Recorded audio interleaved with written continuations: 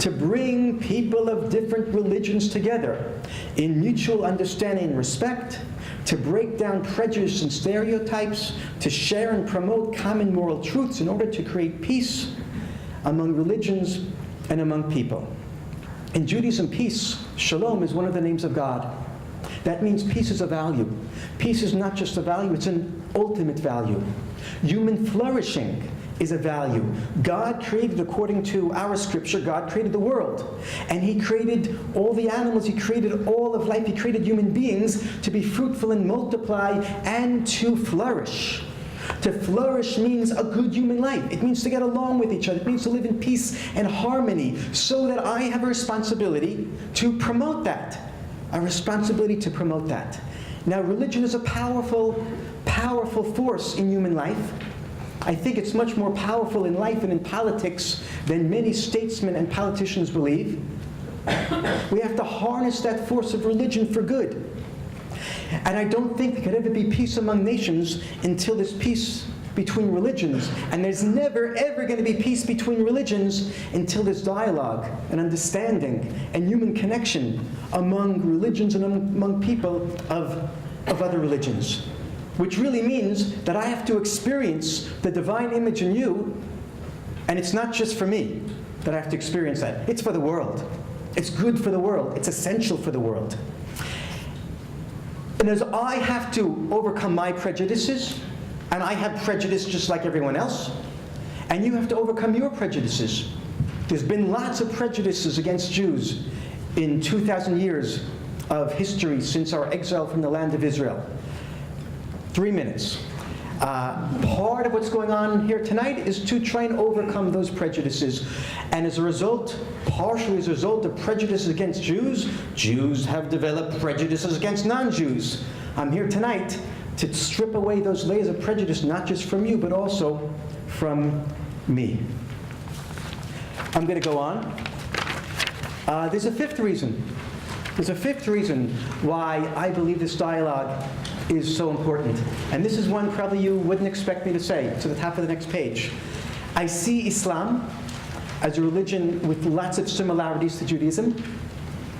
But Judaism, as far as I see it, has much more experience in the modern world. Some of that experience has been difficult.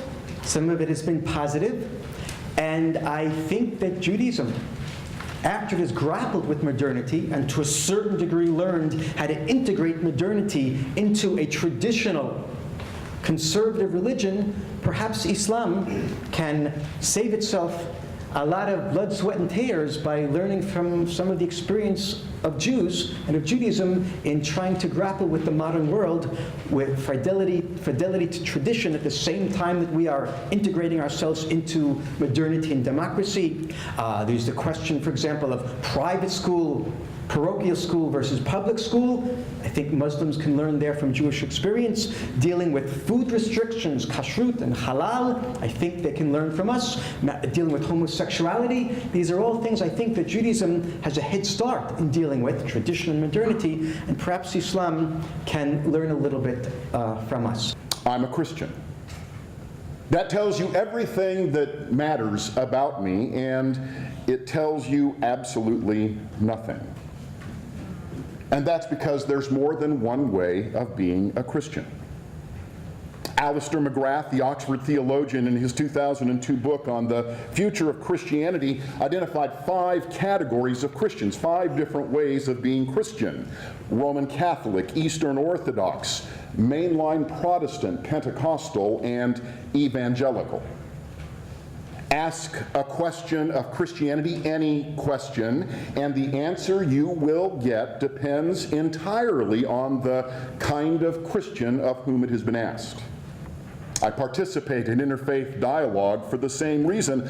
I want to cooperate with what God is doing in the world and not get in His way. Historically, Christians like me, evangelicals, have been the least likely to do this, the least likely to participate in interfaith dialogue. Fearing that the gospel would somehow be put at risk by relating lovingly and respectfully to believers of other religions, evangelicals like myself have preferred to circle the wagons. Circle the wagons so that we could talk about you without actually having to talk to you. A generation ago, E. Stanley Jones, the pioneer of evangelical interfaith dialogue and my personal spiritual role model, said that our preference has been the method of long-distance dueling, shelling your positions, or at least what we thought were your positions, thinking thereby we could win the victory. But as E. Stanley Jones pointed out, the Crusaders conquered Jerusalem and found in the end that Christ was not there. They had lost him through the very spirit and methods by which they sought to serve him. It's the gospel, the evangel, that makes me an evangelical Christian.